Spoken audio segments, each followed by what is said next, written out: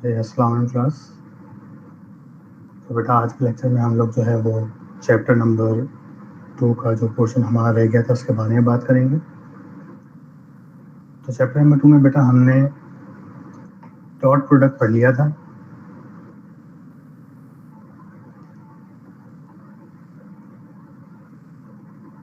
ठीक है, इसकी प्रॉपर्टीज भी पढ़ ली थी। इसकी एग्जाम में ये डेफिनेशन आती है कि dot product is basically the product of two vectors. अगर दो वेक्टर्स का हम मल्टीप्लाई करें और उनका आंसर अगर स्केलर आ जाए, एक वैल्यू आ जाए जिसमें सिर्फ एक मैग्नीट्यूड और यूनिट हो, तो उस प्रोडक्ट को हम डॉट प्रोडक्ट कहते हैं। और इसका फॉर्मूला क्या होता है, A dot B equal to A B cos theta. इसकी जो हमारे पास प्रैक्टिकल एग्जांपल है वो वर्क है। वर्क जो है वो फोर्स और डिस्प्लेसमेंट का डॉट प्रोडक्ट होता है, और पावर भी जो है वो फोर्स और वेलोसिटी का डॉट प्रोडक्ट होती है बेटा। जैसे बात है हमने इसकी फिजिकल सिग्निफिकेंस पढ़ी थी, फिजिकल इंटरप्रिटेशन क्या होती है एंड सो ऑन। और फिर इसकी प्रॉपर्टीज पढ़ी थी हमने। और फिर इसकी दो ये इंपॉर्टेंट प्रॉपर्टी थी, commutative property of dot product. तो डॉट प्रोडक्ट जो है वो कम्यूटेटिव प्रॉपर्टी को कॉपी करता है। और डिस्ट्रीब्यूटिव प्रॉपर्टी में A dot B plus C is equal to A dot B plus A dot C. इसमें वो वेक्टर जो दोनों में आ रहा होता है, जैसे ए डॉट बी, ए इधर भी आ रहा है और सी के साथ भी आ रहा है, तो वो वाला वेक्टर हम अलॉन्ग एक्स एक्सिस लेते हैं। एक मरतबा ये प्रूफ इस तरीके से भी आ गया था कि show that B dot A plus C. तो बच्चे वहाँ परेशान हो गए थे। इसका मतलब क्या बन जाएगा कि बी डॉट ए बराबर है प्लस बी डॉट सी। तो इस सवाल को करने में क्या होगा, जैसे हम जब ये करते हैं A dot B plus C is equal to A dot B plus A dot C. तो वो वेक्टर जो दोनों के साथ आ रहा होता है, जैसे वेक्टर ए जो है वो बी के साथ भी आ रहा है, सी के साथ आ रहा है, हम उसको क्या लेते थे, लॉन्ग एक्स एक्सिस लेते थे। और वेक्टर बी यूं होता था और बी और सी को हम आपस में ऐड कर देते थे हेड टू टेल रूल से। अब यहाँ पे क्या होगा कि इस तरह से आ जाए एग्जाम में, यहाँ पे बी वाला वेक्टर जो है वो दोनों में कॉमन आ रहा है, तो आप बी को लॉन्ग एक्स एक्सिस लेंगे, ये आ जाएगा वेक्टर ए और ये आ जाएगा वेक्टर सी, और इनका रिजल्टेंट आ जाएगा वेक्टर आर। तो आर बेटा किस लिए बराबर होगा, ए प्लस सी के बराबर होगा। ठीक है, तो ये ए प्लस सी किसके बराबर आ जाएगा, आर के बराबर आ जाएगा। इस तरीके से अगर आप इसको प्रूफ करेंगे तो ये प्रूफ जल्दी हो जाएगा, आपको प्रॉब्लम नहीं होगी। बहरहाल अब मैं आगे बढ़ रहा हूँ। हम लोग अब आ रहे हैं क्रॉस प्रोडक्ट की तरफ। इनके फिर ये प्रोजेक्शंस आ जाएंगे। ये कहलाएगा ए का प्रोजेक्शन बी पर, ये कहलाएगा सी का प्रोजेक्शन बी पर, और ये कहलाएगा पूरा आर का प्रोजेक्शन बी पर, जो कि इन दोनों को ऐड करने के बराबर होगा। बाकी डेरिवेशन आप लोग को पता है, आप वहाँ से कर सकते हैं। ठीक है, तो फिलहाल आज हम जो काम करेंगे वो हम करेंगे वेक्टर प्रोडक्ट पे।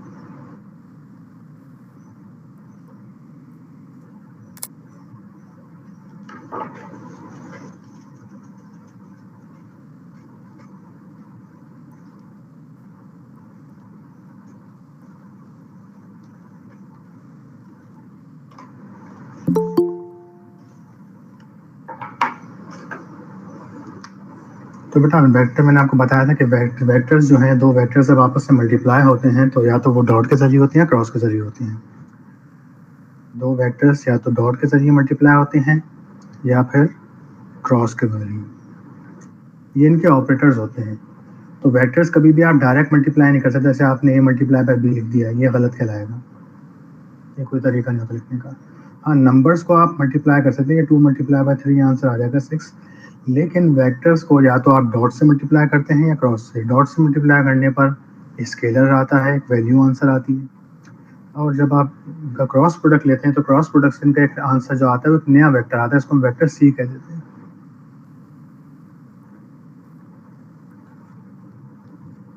ठीक है, तो आज हम इसी की बात करेंगे कि दो वेक्टर्स को अगर हम मल्टीप्लाई करें और उससे हो क्या कि सिस्टम जो है वो एक तीसरी डायरेक्शन में मूव करे, यानी कि एक नए वेक्टर की डायरेक्शन में मूव करे, ना ए की डायरेक्शन में मूव करे ना बी की डायरेक्शन में मूव करे, बल्कि एक नए वेक्टर की डायरेक्शन में मूव करे। उसको हम कहते हैं क्रॉस प्रोडक्ट।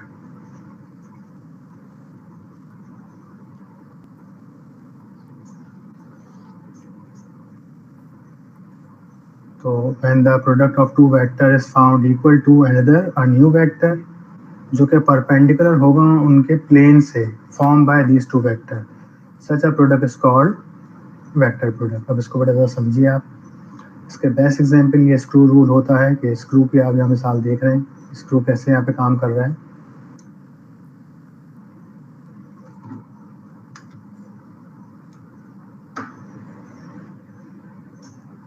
तो बेटा वेक्टर प्रोडक्ट और क्रॉस प्रोडक्ट, ये नाम है इसका, कि अगर आप दो वेक्टर्स को आपस में मल्टीप्लाई करें, when the product of two vectors a and b, ये दो वेक्टर्स हैं हमारे पास,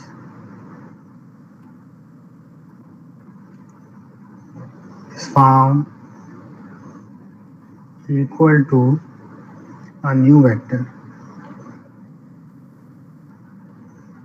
ठीक है, लेट्स से c, वो न्यू वेक्टर कौन है? Vector c, which is perpendicular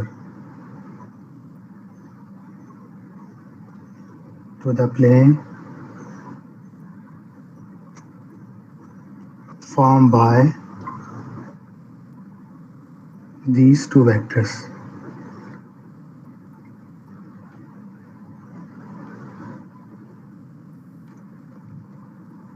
is called, उसको हम क्या कहते हैं? वेक्टर प्रोडक्ट कहते हैं।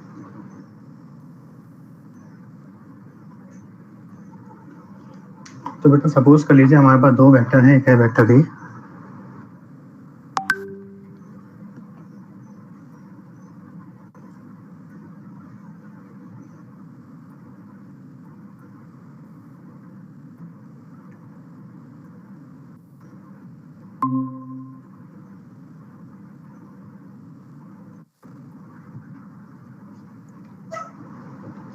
तो बेटा हम बात कर रहे थे वेक्टर प्रोडक्ट की। वेक्टर प्रोडक्ट क्या होता है हमारे पास? मैंने आपको बताया था कि दो तरह के प्रोडक्ट होते हैं, या तो दो वेक्टर्स आपस में डॉट के साथ मल्टीप्लाई होते हैं जिसका आंसर स्केलर आता है, एक वैल्यू विद यूनिट, और या फिर दो वेक्टर्स आपस में क्रॉस के साथ मल्टीप्लाई होते हैं जिसका आंसर एक नया वेक्टर आता है, जिसको हमने सी का नाम दिया, न्यू वेक्टर।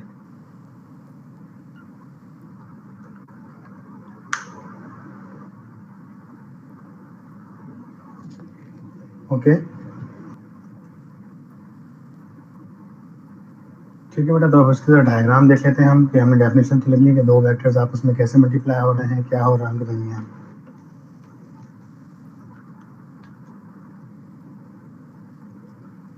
तो बेटा सपोज कर लीजिए कि एक वेक्टर हमारे पास है वेक्टर ए, ये है वेक्टर ए, और ये है वेक्टर हमारे पास वेक्टर बी। इन दोनों के दरमियान जो एंगल है वो एंगल है थीटा, और थीटा ए से बी की जानिब जा रहा है। ठीक है बेटा, तो इस पे हमें राइट हैंड रूल अप्लाई करना हो कि अगर मैं वेक्टर ए की डायरेक्शन में अपने राइट हैंड को ओपन कर लूँ और उसको बी की तरफ मूव करूँ, तो थंब रिप्रेजेंट करेगा आने वाले नए वेक्टर को, लाइक दिस। ये आ गया वेक्टर सी, और ये उसका यूनिट वेक्टर हो गया सी कैप। अब ये वाला वेक्टर इसके ऊपर भी 90 डिग्री बना रहा है, इसके ऊपर भी 90 डिग्री एंगल बना रहा है। तो ये दो वेक्टर्स आपस में मल्टीप्लाई हुए और तीसरा वेक्टर क्या आ गया? इसके ऊपर परपेंडिकुलर आ गया। अब ऐसा होता कैसे? इसकी प्रैक्टिकल एग्जांपल क्या है, हमें कहाँ नज़र आता है? इसकी बेटा प्रैक्टिकल एग्जांपल बहुत जगहों पे अप्लाई हो रही होती है। सबसे जो इसकी अहम वो है हमारे पास, वो इसकी एग्जांपल है स्क्रू रूल। जैसे स्क्रू है हमारे पास, ये इसका ग्रूव है।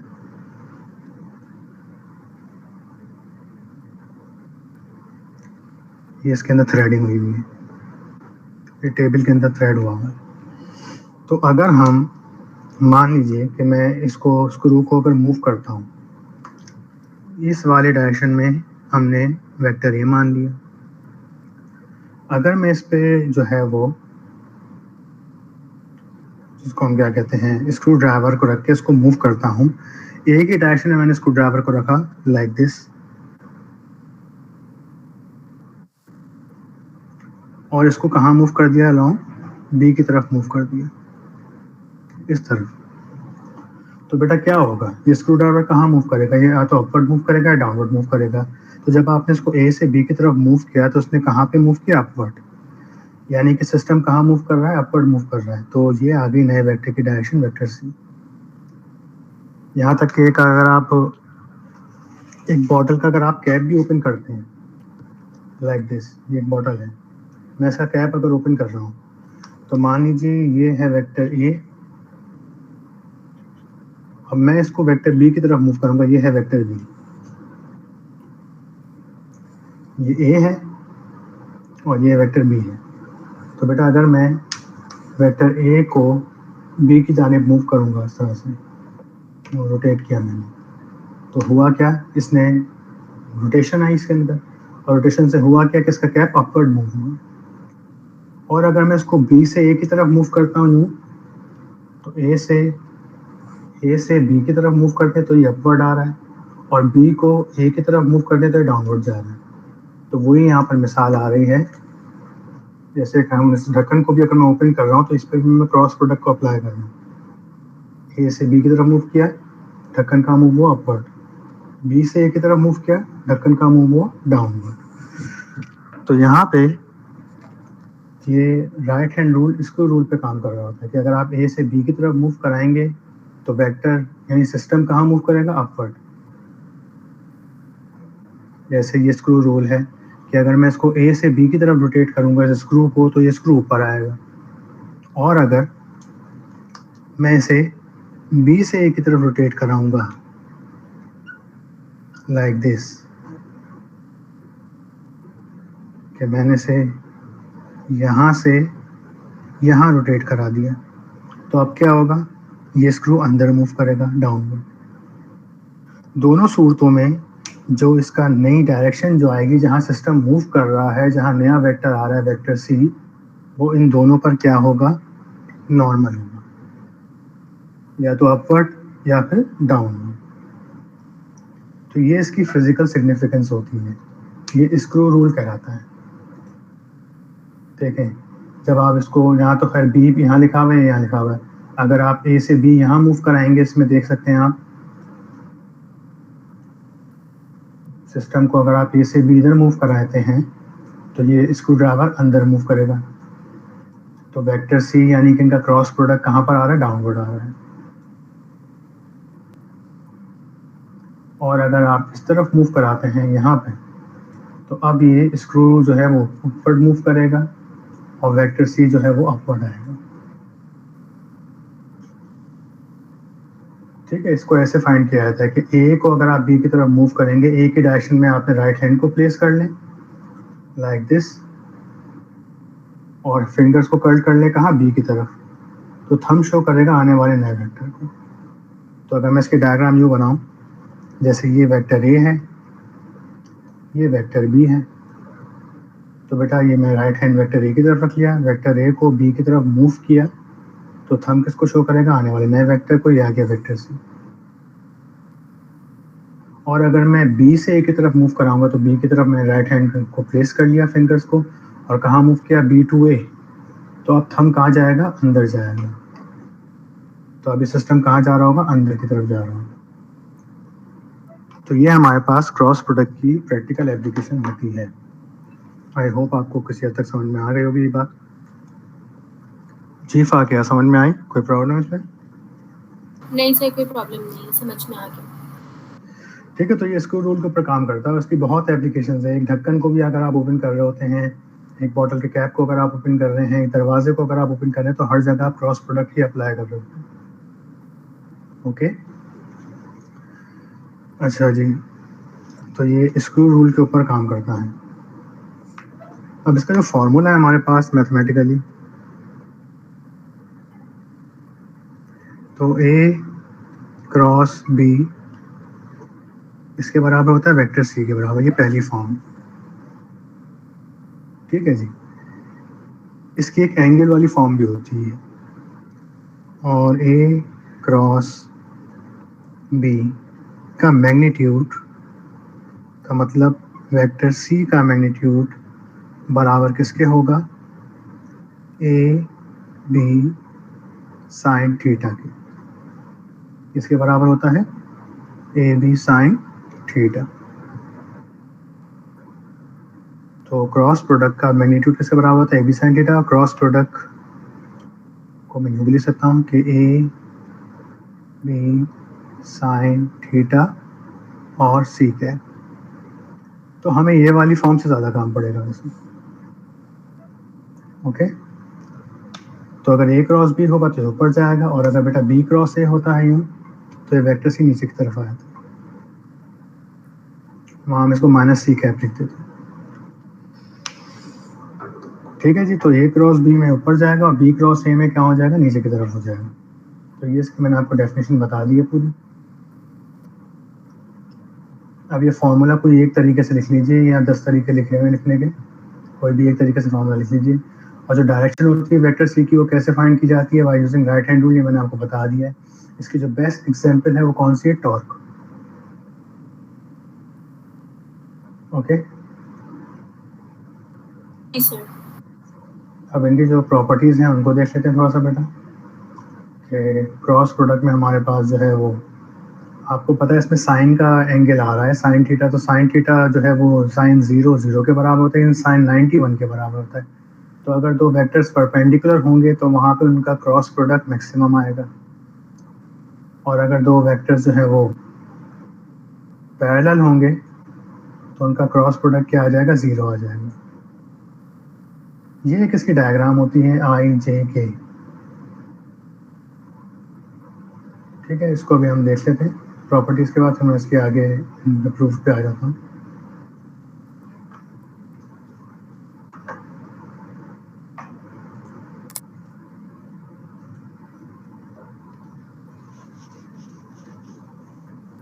अभी तक मैंने आपको उसकी फिजिकल सिग्निफिकेंस नहीं बताई। हाँ, ये बता दिया कि क्रॉस प्रोडक्ट जो है वो स्क्रू रूल के ऊपर काम करता है। वर्क को हम डॉट प्रोडक्ट से सॉल्व करते हैं, क्योंकि वर्क में सिस्टम फोर्स या डिस्प्लेसमेंट की डायरेक्शन में ट्रेवल करता है। लेकिन टॉर्क में सिस्टम जो है, टॉर्क भी एक वर्क डन ही है, लेकिन वो एक वेक्टर क्वांटिटी है और वर्क एक स्केलर क्वांटिटी है। बहरहाल, अब इनकी प्रॉपर्टीज को देख लेते हैं बेटा। प्रॉपर्टी ए जो है,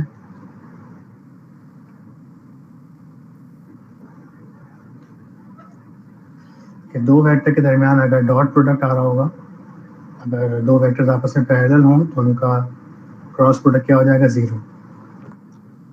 तो if vector A is parallel to vector B, यानी थीटा कितना हो गया, 0।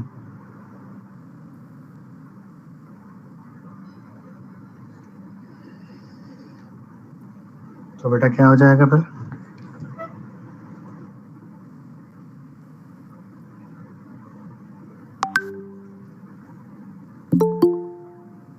तो ए क्रॉस बी किसके बराबर होता है, A B sine 0, sine theta के बराबर होता है। थीटा कितना है, 0। तो साइन 0 जो है वो 0 हो जाएगा, पूरी वैल्यू 0 होगी।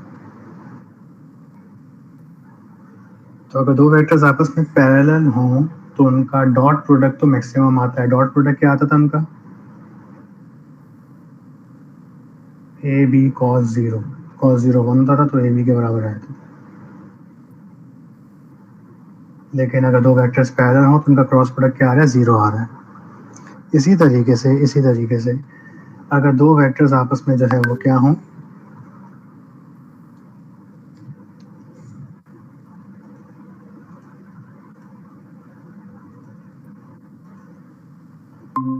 इसी तरीके से बेटा अगर दो वेक्टर्स आपस में क्या हों, हमारे पास तो पहली प्रॉपर्टी के तहत हम ये भी कह सकते हैं कि अगर दो वेक्टर्स सेम हों, यानी कि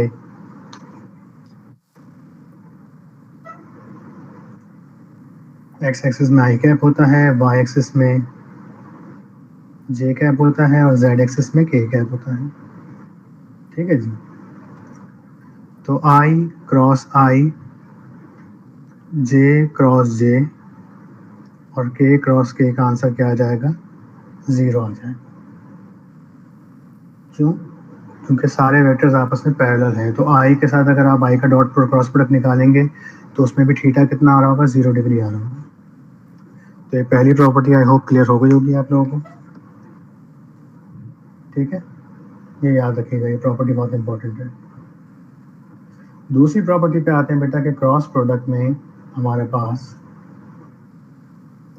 अगर वेक्टर्स 90 के एंगल पर हों तो उनका क्रॉस प्रोडक्ट का मैग्नीट्यूड जो है वो मैक्सिमम आता है। अगर दो वेक्टर्स आपस में कैसे हों, प्रॉपर्टी नंबर बी, 90 पर हो, थीटा कितना है? 90 डिग्री। तो साइन 90 कितना होता है? 1। तो उसका आंसर क्या आ जाएगा? A B. ये मैक्सिमम रिजल्ट आ रहा है। ठीक है जी। तो इस तरीके से हमें यहाँ पर एक थीम फॉलो करनी पड़ती है यूनिट वेक्टर्स के लिए।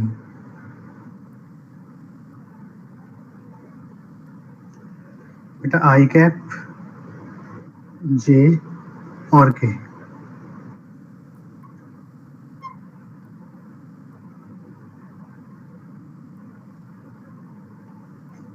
अगर आप आईज का क्रॉस जे के साथ क्रॉस प्रोडक्ट ले रहे हैं तो उसका आंसर के आ जाएगा। इसको ज़रा याद रखिएगा इस चीज़ को।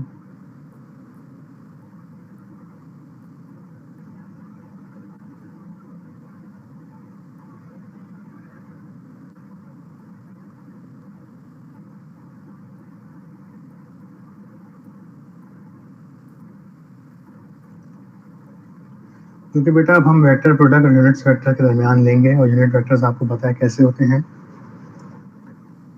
आपस में नॉर्मल होते हैं सारे।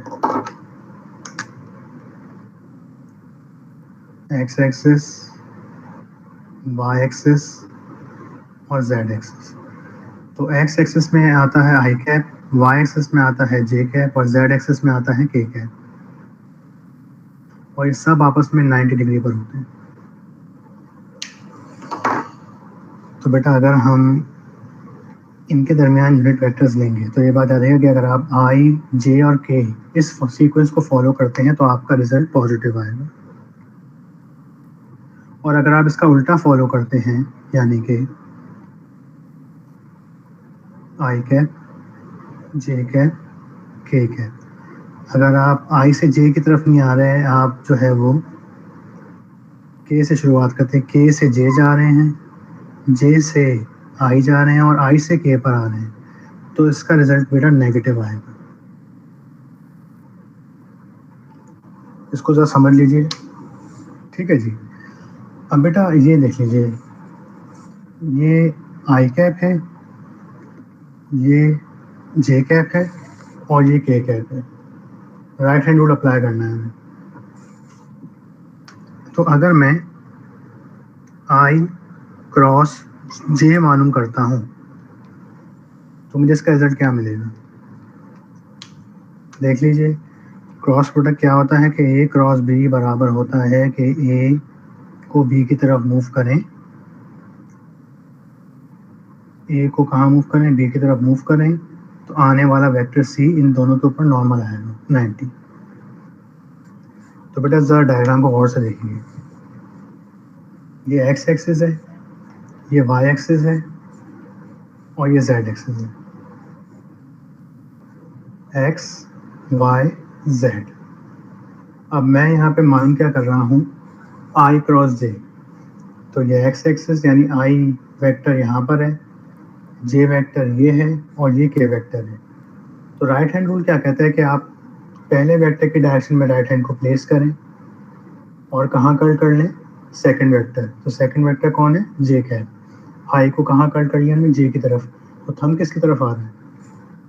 थंब आ रहा है अलोंग के कैप। ये बात समझ में आई या नहीं आई? आ गई सर। आयशा,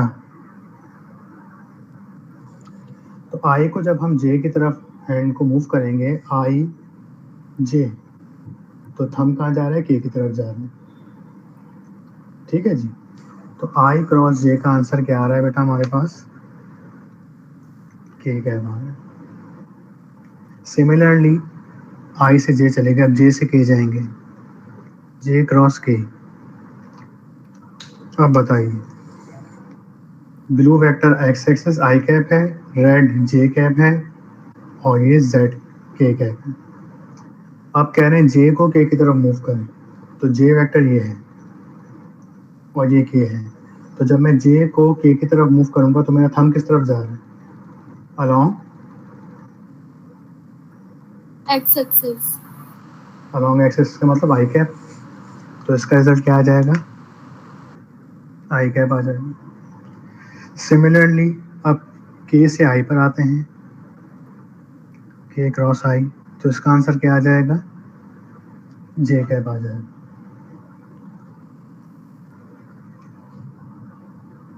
ठीक है जी।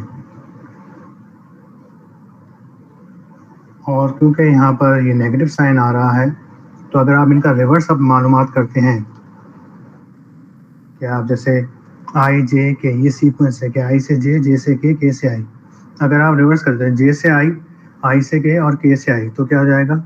अगर मैं इनको रिवर्स कर दूं, जे क्रॉस आई, तो इसका आंसर क्या हो जाएगा? माइनस आई कैप।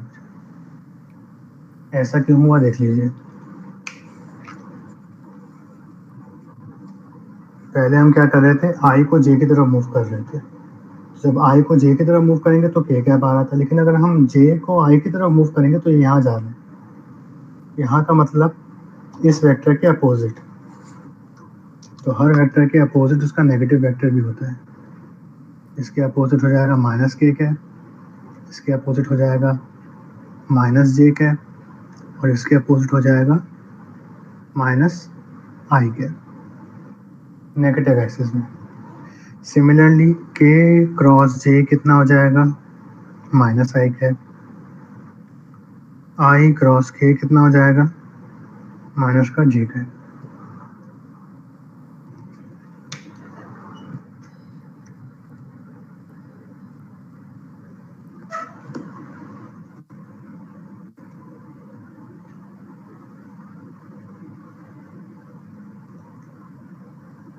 ठीक है बेटा, तो ये वाली प्रॉपर्टी हमने पढ़ ली।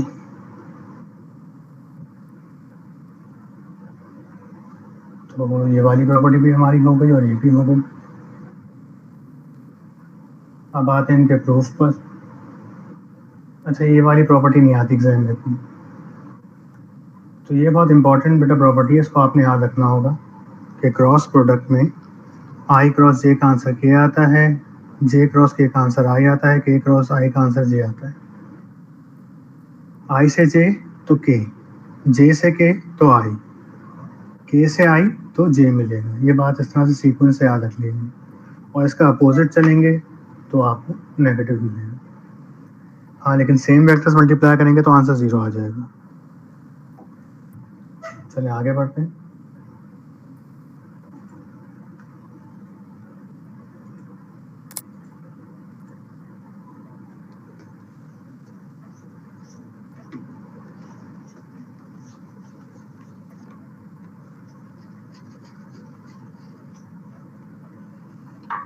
अच्छा जी, अब नेक्स्ट प्रॉपर्टी हमारे पास जो है कि अगर दो वेक्टर्स के दरमियान एंगल 180 हो तो भी उनका बेटा डॉट क्रॉस प्रोडक्ट क्या हो जाएगा? 0 हो जाएगा। इसमें कोई ज़्यादा मुश्किल बात नहीं है। हाँ, दो वेक्टर्स का जो क्रॉस प्रोडक्ट हम मालूम करते हैं वो कैसे करते हैं इसको देख लीजिए। ये वाली प्रॉपर्टी बेटा मैं आपको बता चुका हूँ, ठीक है, अभी मैंने ऊपर बताई है आपको। अच्छा, ए क्रॉस बी को हम सॉल्व कैसे करते हैं ये मैं आपको न्यूमेरिकल के टाइम में बताऊंगा, जब भी हम न्यूमेरिकल पे आएंगे। अब मैं आ रहा हूँ उनकी कम्यूटेटिव प्रॉपर्टी पर कि ए क्रॉस बी और बी क्रॉस ए का जो हम आंसर निकालेंगे वो क्या आएगा। तो इस डायग्राम को देख लीजिए, हमें कम्यूटेटिव प्रॉपर्टी प्रूव करनी है कि एक डॉट प्रोडक्ट जो है, जैसे हमने डॉट प्रोडक्ट पढ़ा था कि ए डॉट बी जो है बी डॉट ए के बराबर आता है, मतलब पोजीशन चेंज करने से रिजल्ट पे कोई फर्क नहीं पड़ता, लेकिन क्रॉस प्रोडक्ट में ऐसा नहीं है, तो उसको हम कह देते हैं कम्यूट करता है, कम्यूटेटिव प्रॉपर्टी को ओबे करता है।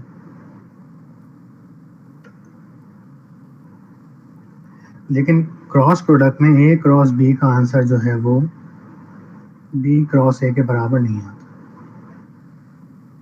बल्कि माइनस बी क्रॉस ए के बराबर आता है। तो इसलिए हम कहते हैं कि cross product does not commute, ये एंटी कम्यूटेटिव लॉ को ओबे करता है।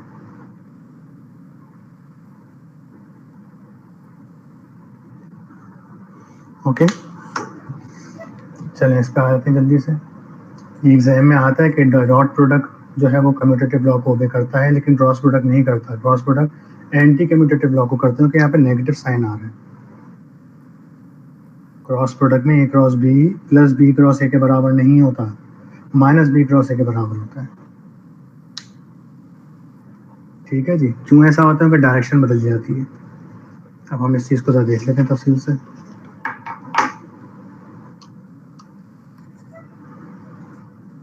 ठीक है जी, तो बेटा if two vectors making angle theta between them, then commutative property is given by a cross b is equal to minus b cross a, thus vector does not obey commutative law। ये statement लिखने की कोई ज़रूरत नहीं exam में, आपने सिर्फ proof लिखना है बस। और प्रूफ में भी लैंग्वेज बहुत ज़्यादा नहीं लिखनी, बहुत कम से कम लैंग्वेज को आपने लिखना होगा। ठीक है, चलिए मैं इसका प्रूफ पे आ रहा हूँ। Show that a cross b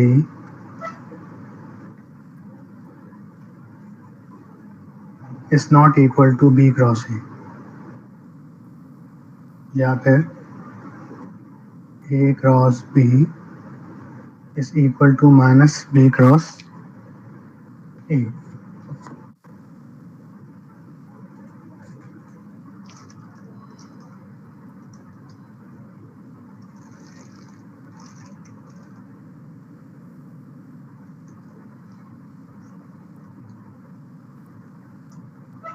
okay,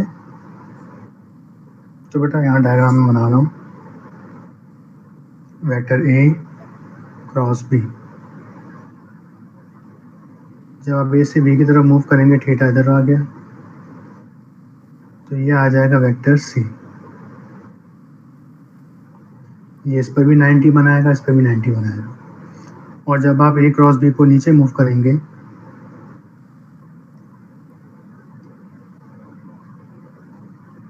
B cross A find out करेंगे, तो देखें यहाँ एरो मूव हो गया, तो यह आ जाएगा नीचे की तरफ, ये आ जाएगा वेक्टर डी। और ये वेक्टर डी और सी आपस में बराबर हैं लेंथ में, लेकिन डायरेक्शन में अपोजिट है। ठीक है जी, तो प्रूफ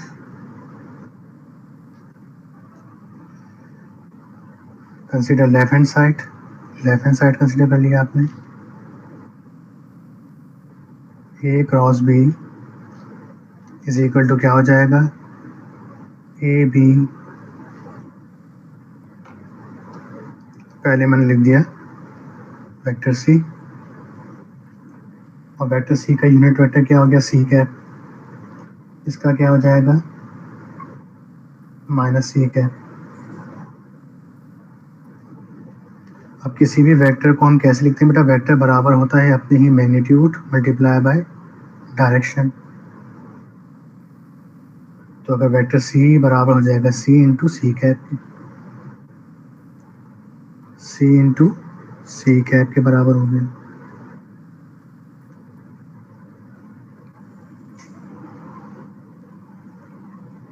और ये सी किसके बराबर होगा, ये सी बराबर हो जाएगा ए बी साइन थीटा के, ए B sine theta.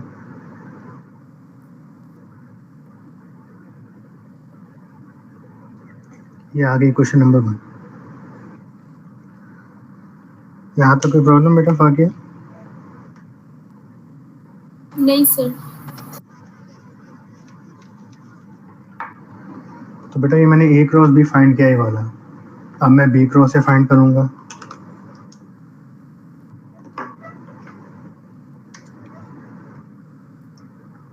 For B cross ए, तो बेटा बी क्रॉस ए क्या हो जाएगा,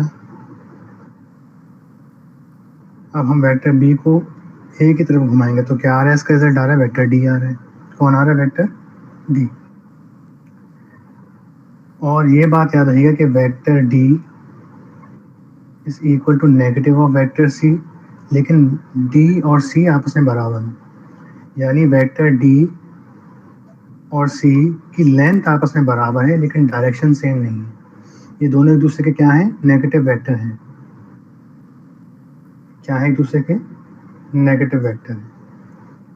तो वेक्टर डी किसके बराबर हो जाएगा, डी इंटू सी कैप, इसके साथ क्या आ रहा है, माइनस सी कैप। और यहाँ पर सी और डी दोनों बराबर हैं, जो कि किसके बराबर हैं, ए बी साइन थीटा के बराबर है। ये बहुत इंपॉर्टेंट बात है, ये बात क्लियर हुई। जी ए सर। बी, क्योंकि बेटा इनकी लेंथ बराबर है, तो आपको पता है कि क्रॉस प्रोडक्ट का मैग्नीट्यूड या सी का मैग्नीट्यूड किसके बराबर होता है, ए बी साइन थीटा के बराबर होता है। तो वही मैंने लिख दिया यहाँ पे, बस उसकी वैल्यू रख दी। नहीं भी रखेंगे तो कोई इशू नहीं है, आंसर आ जाएगा, लेकिन जाहिर सी बात है हमें प्रूफ करना है तो कुछ तो शो करना पड़ेगा ना वहाँ पे।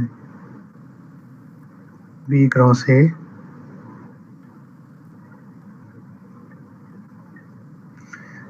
सी कैप आ गया, माइनस साइन बेटा मैंने यहाँ लिख दी, देखिए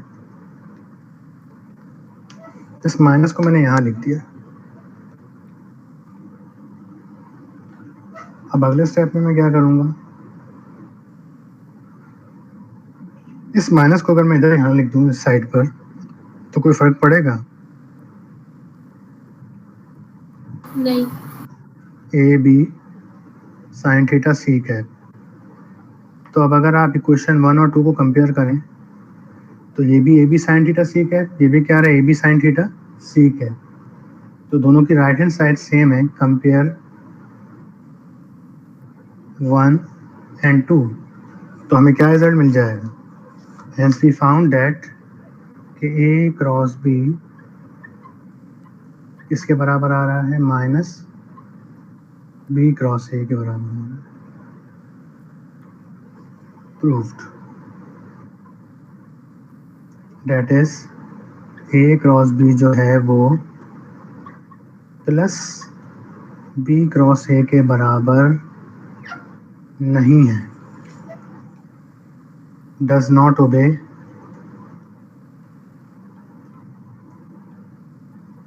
कम्यूटेटिव लॉ। तो ये हमारे पास क्रॉस प्रोडक्ट का प्रूफ था। ठीक है, ये इसका पहला टॉपिक था और अब इसका लास्ट टॉपिक आ रहा है, फिर ये क्रॉस प्रोडक्ट का टॉपिक हमारा बेटा आज खत्म हो जाएगा। ओके, तो ये मैंने पूरा प्रूफ आपको करा दिया, कंक्लूजन लिख दिया कि वेस्ट प्रोडक्ट जो है वो कम्यूटेटिव लॉ को ओबे नहीं करता बल्कि एंटी कम्यूटेटिव लॉ को ओबे करता है। एंटी कम्यूटेटिव लॉ का मतलब वहाँ पे माइनस साइन आ जाएगा। अब ये एक एग्जाम में कभी कभार आया था, area of parallelogram is equal to magnitude of the vector product. ये अच्छा है टॉपिक, ये आएगी इसकी फिजिकल इंटरप्रिटेशन पीआई कि क्रॉस प्रोडक्ट बेसिकली शक्लन या फिजिकली क्या रिप्रेजेंट करता है। तो क्रॉस प्रोडक्ट बेसिकली हमें किसी भी एरिया ऑफ पैरेललोग्राम का एरिया शो कर रहा होता है। ठीक है, ये इस पे आ रहे हैं, तो ये इसकी एप्लीकेशन भी और इसी पे न्यूमेरिकल ज़्यादा आते हैं। आई थिंक ये कॉपी कर लिया होगा आप लोगों ने।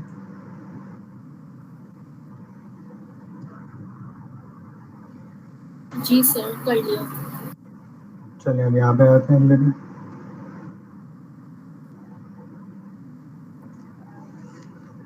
तो बेटा यहाँ पे आपको शो करना है कि area of a parallelogram is equal to magnitude of the vector product. पहले इसको समझ लीजिए इस चीज़ को कि सवाल क्या है क्या नहीं।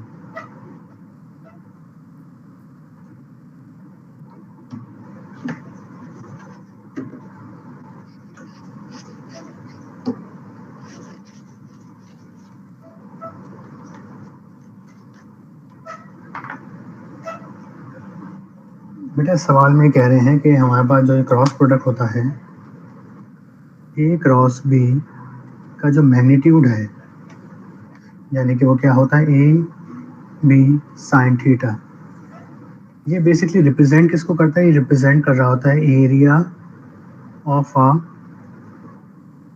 पैरेललोग्राम।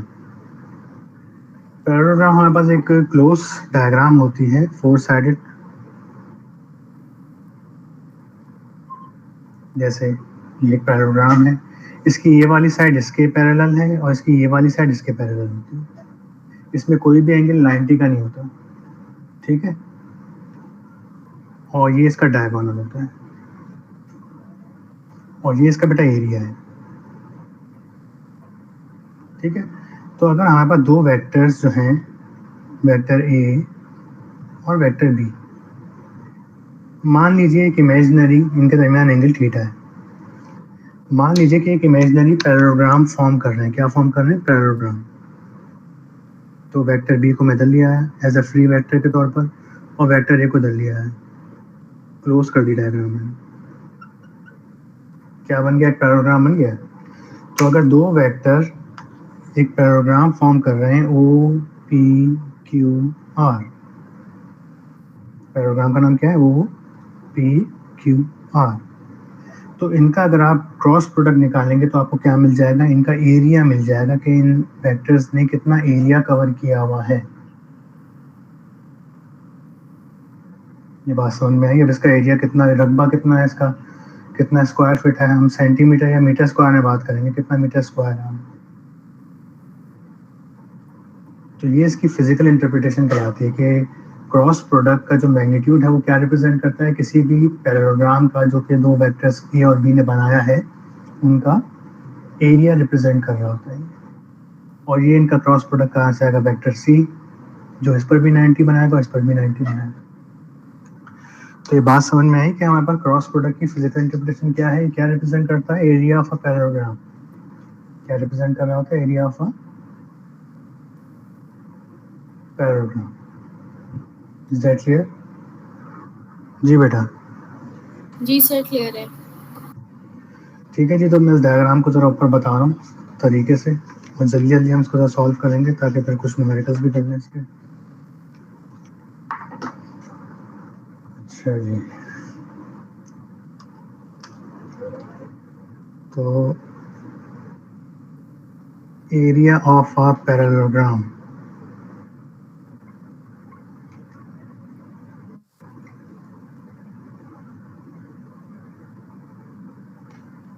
इक्वल होता है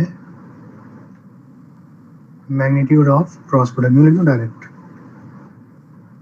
ए क्रॉस बी का मैग्नीट्यूड। ये चीज़ हमें क्या करनी है बेटा? साबित करनी है।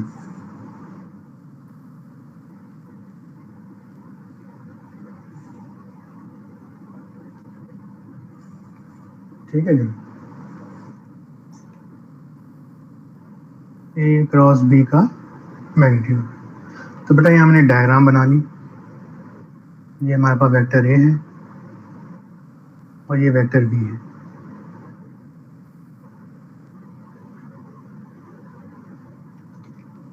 मान लीजिए कि दोनों क्या बना रहे हैं? इमेजिनरी पैरेललोग्राम बना रहे हैं।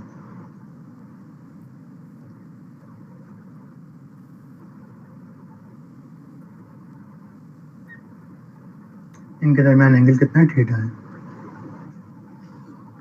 और ये आ गया इनका क्रॉस प्रोडक्ट।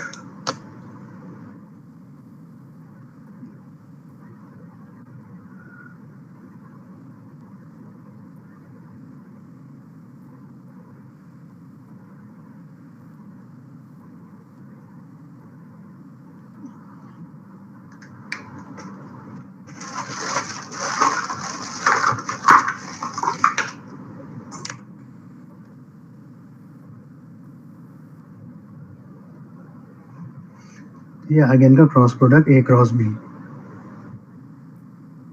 इसको मैं वेक्टर सी भी लिख सकता हूँ, मेरी मर्जी है। और ये इस पर भी 90 एंगल बना रहा है और इसके ऊपर भी कितना एंगल बना रहा है? 90 एंगल बना रहा है। दोनों के ऊपर ये परपेंडिकुलर लाइक दिस कि वेक्टर ए है, ये वेक्टर बी है, ठीक है, और ये आ रहा है वेक्टर ए क्रॉस बी। इस पर भी 90, इस पर भी 90।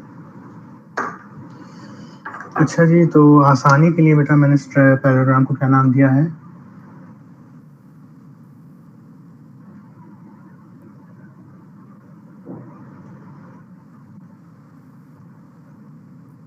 नाम दिया है इसको O L M N O P. अच्छा ठीक है, तो बेटा मैं यहाँ से एक प्रोजेक्शन ड्रॉ कर देता हूँ। ये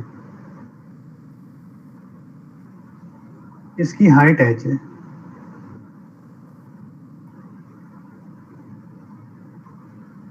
ठीक है जी।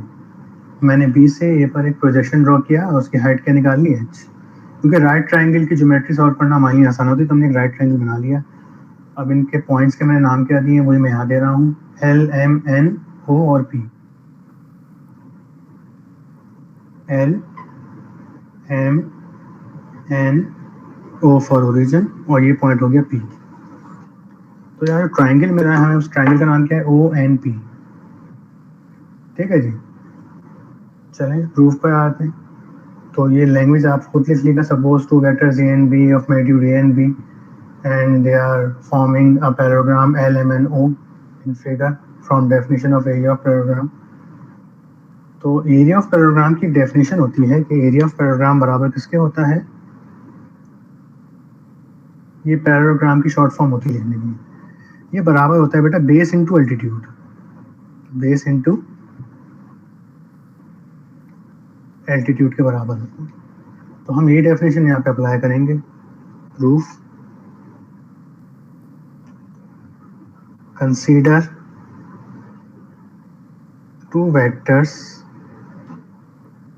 A and B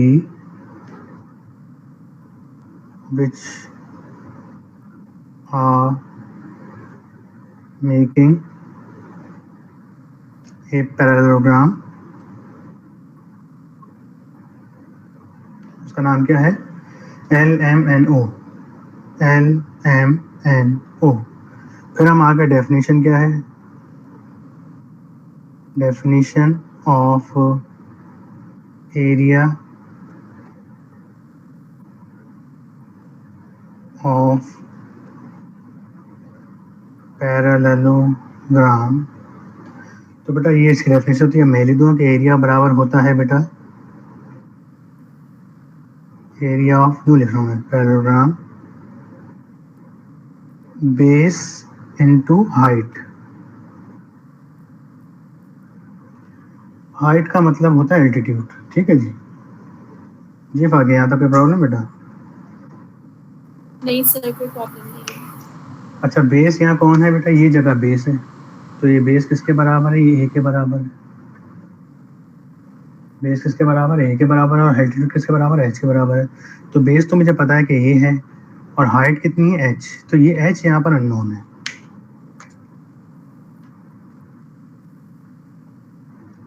तो मेरा नेक्स्ट स्टेप क्या होगा कि मैं ये मालूम करूँगा एरिया ऑफ पैरेललोग्राम। इसको रख देंगे हम इक्वेशन नंबर 1। फिर हम जाएंगे फॉर एच। तो हमने क्या देखा यहाँ पे? In triangle N O P, ये जगह बी है, ये जगह एच है, ये एंगल थीटा है। तो फॉर एच, तो बेटा मुझे एच निकालना है। थीटा के सामने क्या आता है? परपेंडिकुलर, और ये जगह क्या कहलाती है? हाइपोटेन्यूस। तो परपेंडिकुलर और हाइपोटेन्यूस कौन से रेशो में आते हैं? साइन थीटा किसके बराबर होता है? परपेंडिकुलर अपॉन हाइपोटेन्यूस के। तो यहाँ पे ये किसके बराबर आ चुके हैं? परपेंडिकुलर बेटा क्या है हमारे पास? एच, और हाइपोटेन्यूस किसके बराबर है? बी के बराबर है, साइन थीटा। तो एच कितना हो गया? बी साइन थीटा के बराबर। यहाँ तक कोई प्रॉब्लम?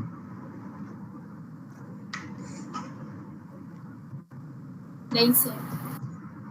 इसको कहाँ रख देंगे, पुट इन इक्वेशन 1, प्रूव हो गया, पुट इन 1। तो बेटा क्या आ गया हमारे पास, एरिया ऑफ पैरेललोग्राम बराबर आ गया ए बी साइन थीटा, इसके बराबर आ गया ए बी साइन थीटा। और आपको पता है कि कहीं पर अगर लिखा हुआ हो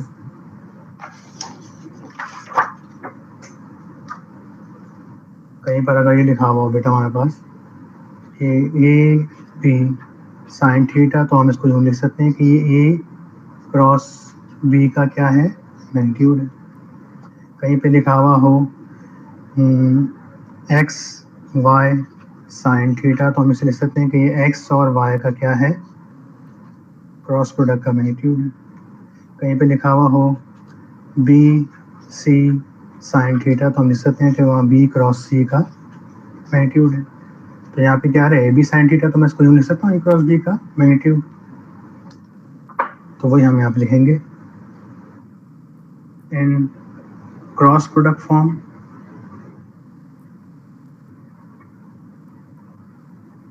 तो ए बी साइन थीटा किसके बराबर होता है, ए क्रॉस बी के मैग्नीट्यूड के बराबर। तो एरिया ऑफ पैरेललोग्राम किसके बराबर आ गया बेटा हमारे पास, ए क्रॉस बी के मैग्नीट्यूड के बराबर आ गया।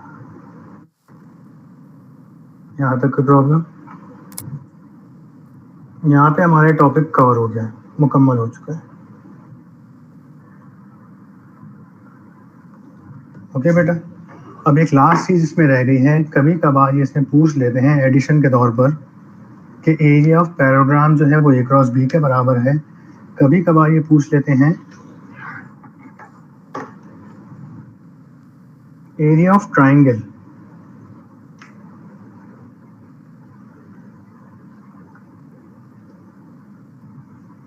तो एरिया ऑफ ट्राइंगल बेटा हमारे पास क्या होता है, जैसे अगर आप एक पैरेललोग्राम को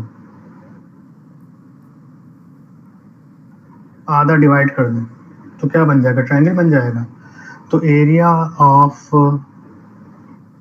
parallel gram, sorry area of triangle जो है वो बराबर होता है कि अगर आप एरिया ऑफ पैरेलल ग्राम को डिवाइड कर दें किससे, 2 से। तो हमने लास्ट इक्वेशन तो बना ली है। एरिया ऑफ पैरेललोग्राम किसके बराबर आया था बेटा, ए क्रॉस बी के मैग्नीट्यूड के।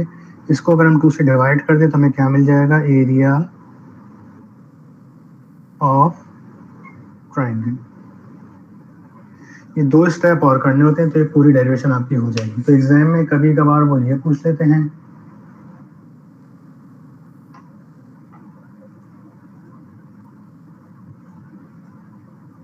एरिया ऑफ पैरेललोग्राम, यहाँ तक तो मैंने आपको करा दिया कि area of parallelogram A cross B के मैग्नीट्यूड या ए बी साइन थीटा के बराबर होता है। और अगर एरिया ऑफ ट्राइंगल पूछे तो यहाँ तक कर देगा बस, ए क्रॉस बी को 2 से डिवाइड कर देंगे, डेफिनेशन के मुताबिक एरिया ऑफ पैरेललोग्राम को 2 से डिवाइड कर दें तो एरिया ऑफ ट्राइंगल आ जाता है। तो ये यूनिट वेक्टर की डेफिनेशन ये आपको याद होनी चाहिए कि कोई भी ऐसा वेक्टर जिसका मैग्नीट्यूड जो है 1 के बराबर आ जाए वो यूनिट वेक्टर कहलाता है। पोजीशन वेक्टर हमेशा ओरिजिन से ड्रॉ होता है किसी पॉइंट पी तक, और वेक्टर आर से उसको रिप्रेजेंट करते हैं। और वेक्टर आर बराबर होता है आर इंटू आर कैप के।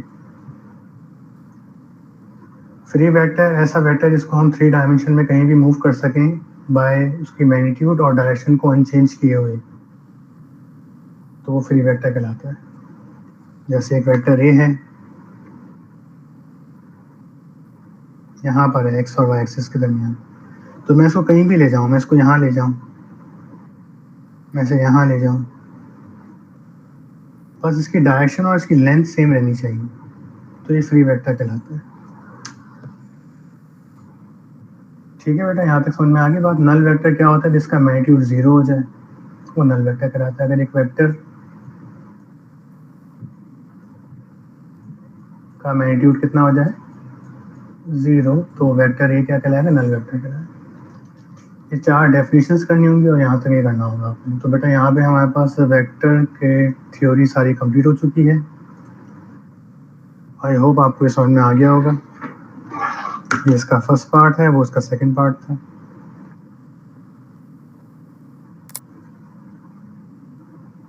ठीक है, अब नेक्स्ट क्लास में हम इसके न्यूमेरिकल कर लेंगे बेटा। ठीक है, आज की क्लास फिलहाल मैं यहीं तक रख रहा हूँ।